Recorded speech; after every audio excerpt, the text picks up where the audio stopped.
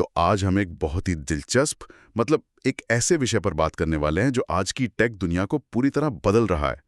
हम E2E networks limited यानी E2E networks की Q4 और FY26 की अर्निंग्स कॉन्फ्रेंस कॉल के ट्रांसक्रिप्ट का एक डीप डाइव करने वाले हैं। ये कॉल 20 अप्रैल 2026 की है। हाँ बिल्कुल, और ये कॉल बहुत सारे कारणों से खास है।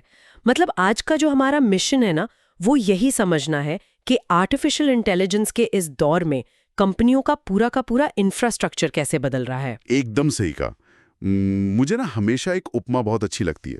देखिए, जैसे पुराने समय में कारखानों को चलाने के लिए एक भारी भरकम बिजली घर की जरूरत होती थी ना, बिल्कुल। वैसे ही आज के एआई को, इस नए युग के एआई को चलाने के लिए विशालकाय डेटा सेंटर्स और जीपीयूज की जरूरत है। मतलब सीपीयू से जीपीयू की तरफ जो ये बदलाव हो रहा है, वो एक नई औद्योगिक क्रांति है। सही बात है। और इसी क्रांति ने दुनिया को दो हिस्सों में बांट दिया है। मतलब टेक इंडस्ट्री अब स्पष्ट रूप से हैव्स और हैव नॉट्स में बंट चुकी है। अच्छा, हैव्स और हैव नॉट्स, थोड़ा समझाइए इसे। हाँ, मतलब हैव्स वो कंपनियां हैं जिनके पास जीपीयू क्षमता है, जिनके पास वो रॉ कंप्यूट पावर है, और हैव नॉट्स वो हैं जो इस रेस में पिछड़ गए हैं क्योंकि उनके पास ये महंगा हार्डवेयर नहीं है। ये तो बहुत ही कड़वी सच्चाई है आज के बाजार की। तो चलिए इस डीप डाइव के पहले हिस्से की तरफ बढ़ते हैं। और एआई बूम को मापने का सबसे सीधा तरीका क्या है? कंपनियों की बैलेंस शीट देखना है ना। बिल्कुल, नंबर कभी झूठ नहीं बोलते। तो चलिए नंबर्स पर आते हैं। Q4 में E2E नेटवर्क्स का रेवेन्यू 956 मिलियन रुपए रहा। मतलब ये पिछले साल के मुकाबले 186% ज्यादा है, जो कि एक मैसिव ग्रोथ है। और पिछली तिमाही के मुकाबले 37% ज्यादा है। उनका एबिटा मार्जिन लगभग 60.7% तक पहुंच गया है।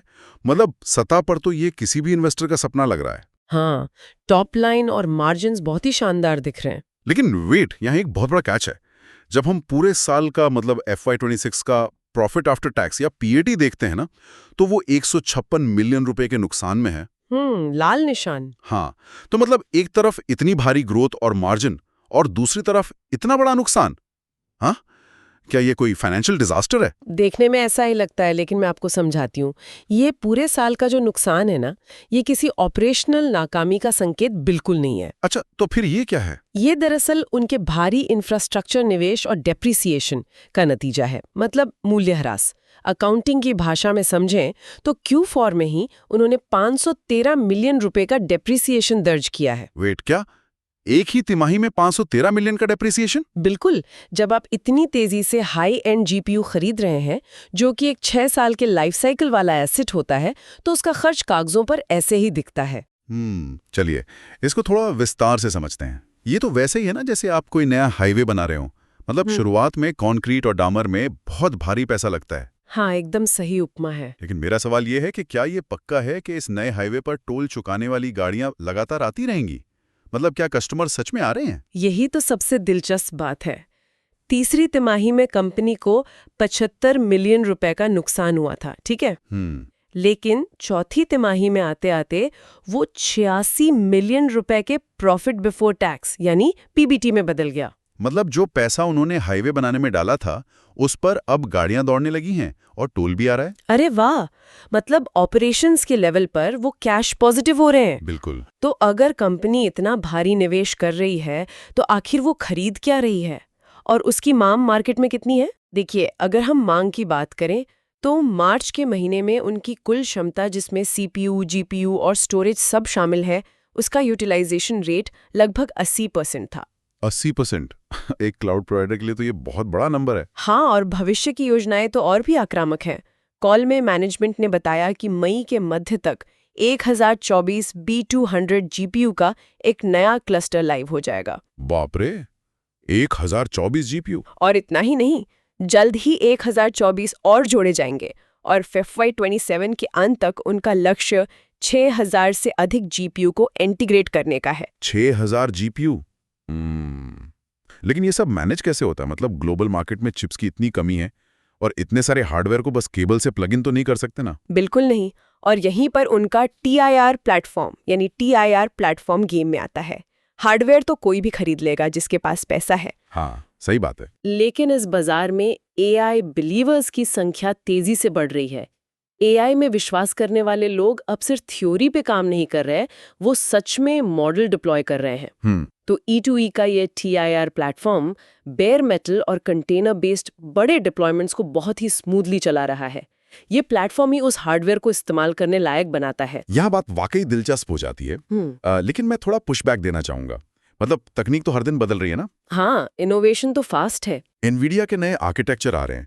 मतलब पहले हॉपर था, फिर एम्पेयर, अब ब्लैकवेल और रूबियन आर्किटेक्चर लाइन में है। तो क्या ऐसा नहीं होगा कि E2E ने जो ये पुराने जीपीयू भी खरीदे हैं वो रातों रात कबाड़ बन जाए? ये डर बहुत लोगों को लगता है। हाँ, मतलब क्या रेंटल कीमतों में भारी गिरावट नहीं आएगी जब नए और बेहतर चिप्स मार्केट में आ जाएंगे? देखें, कॉल में अर्निंग्स मैनेजमेंट ने इस बात को बहुत स्पष्ट किया है। उन्होंने इसे फनल इफेक्ट के जरिए समझाया है। फनल इफेक्ट, ये क्या होता है? हाँ, फनल इफेक्ट मतलब एआई की मांग इतनी विशाल है कि इसे एक फनल या कीप की तरह सोचिए, जो टॉप की 1% रिसर्च लैब्स हैं जो एकदम कटिंग एज मॉडल्स बना रही हैं। जो ओपन एआई या गूगल जैसी कंपनियां हैं। बिल्कुल, उनको हमेशा वो लेटेस्ट ब्लैकवेल या रूबिन चिप्स चाहिए होंगे, लेकिन फनल के नीचे हजारों एंटरप्राइज और स्टार्टअप्स हैं। अच्छा, जो एआई को अपने डेली बिजनेस में इस्तेमाल कर रहे हैं? एकदम सही। और उनके लिए मौजूदा हॉपर और एम्पेयर सीरीज के जीपीयूज सिर्फ काफी ही नहीं है, बल्कि उनकी मांग बहुत मजबूत बनी हुई है।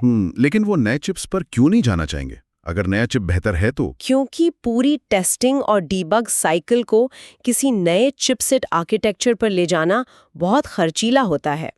कोड बदलना पड़ता है, फ्रेमवर्क ऑप्टिमाइज करना पड़ता है। ओहो, मतलब स्विचिंग कॉस्ट बहुत ज्यादा है। हाँ, इसी वजह से पुरानी क्षमता भी 7 से 8 साल तक प्रासंगिक रहेगी।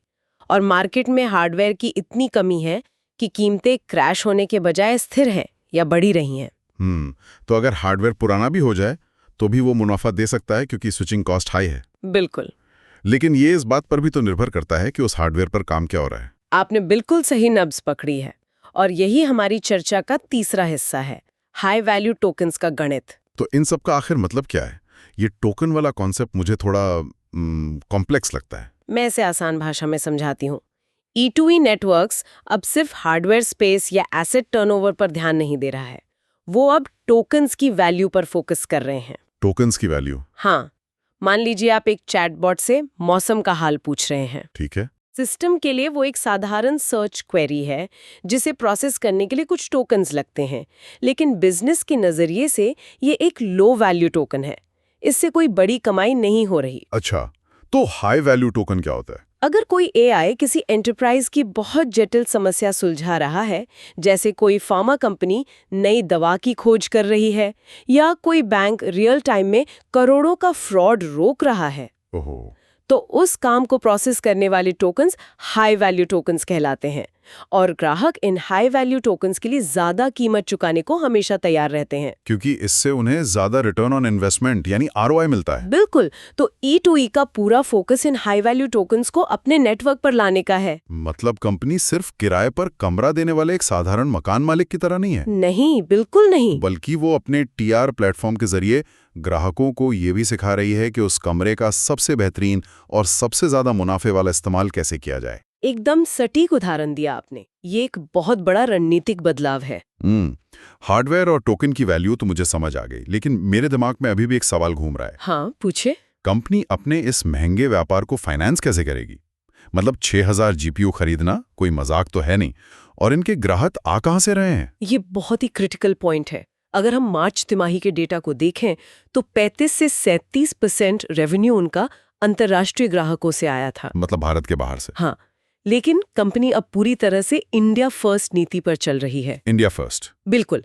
इंडिया एआई मिशन और जो सरकारी काम है उनका हिस्सा उनकी पाइपलाइन में लगभग 35 से 40% हो चुका है। वेट, मतलब सरकार और लोकल एंटरप्राइज अब उनके सबसे बड़े क्लाइंट बन रहे हैं? हाँ, और जहां तक पैसे की बात है, जो आपने फाइनेंसिंग का सवाल पूछा, उसके लिए उन्होंने एक बहुत ही स्मार्ट कदम उठाया है। कैसा कदम? उन्होंने लार्सन एंड टूब्रो यानी LNT के साथ एक MOU साइन किया है। LND, वो तो इंफ्रास्ट्रक्चर की बहुत बड़ी कंपनी है। हाँ, उनका GPU से क्या लेना देना?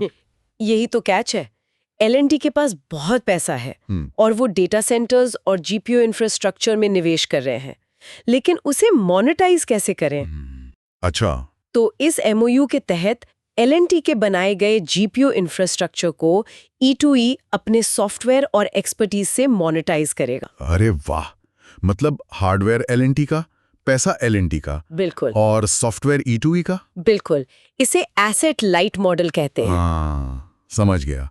मतलब कंपनी सिर्फ अपनी जेब से या फिर बैंक से कर्ज लेकर भारी पैसा नहीं लगा रही है। नहीं, वो प्राइवेट क्रेडिट और L&T जैसी कंपनियों के साथ पार्टनरशिप कर रही है। इससे उन पर कोई भारी वित्तीय बोझ नहीं पड़ेगा और वो अपनी क्षमता तेजी से बढ़ा पाएंगे। ये तो बहुत ही शानदार रणनीति है। अगर मैं इन सब बातों को समेट कर देखूं, तो भविष्य में कंपनी का जो MRR है, यानी मंथली रिकरिंग रेवेन्यू, वो काफी स्थिर हो जाएगा, है ना? हाँ, बिल्कुल।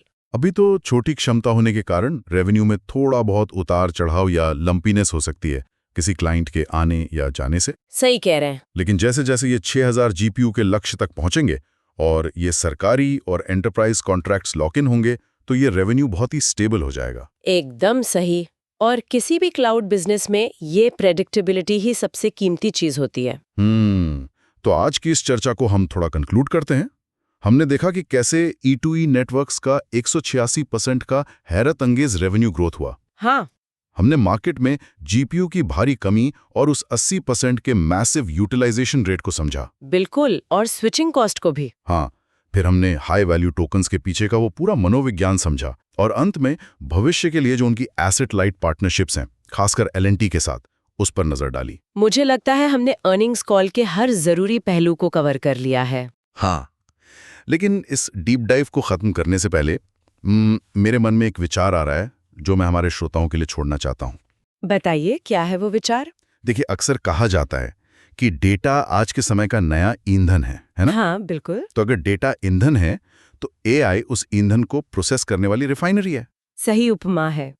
तो सोचने वाली बात यह है कि क्या भविष्य में वे चंद कंपनियां जो इन हाई वैल्यू टोकन्स को नियंत्रित करेंगी, क्या वे दुनिया की सबसे ताकतवर मोनोपोलीज यानी एकाधिकार बन जाएंगी? ये तो बहुत ही गहरा सवाल है। हाँ, मतलब क्या AI इंफ्रास्ट्रक्चर भी पानी और बिजली की तरह हमारे जीवन की एक बुनियादी जरूरत बन जाएगा? एक ऐसी जरूरत जिसे सिर्फ कुछ ही लोग नियंत्रित कर रहे होंगे। और अगर बुद्धिमत्ता यानी इंटेलिजेंस को ही हमें किराए पर लेना पड़े, तो सोचिए सत्ता किसके हाथ में होगी। बिल्कुल, इस बारे में सोचिएगा जरूर। तो आज के इस विस्तृत विश्लेषण में बस इतना ही। इस चर्चा में मजा आया।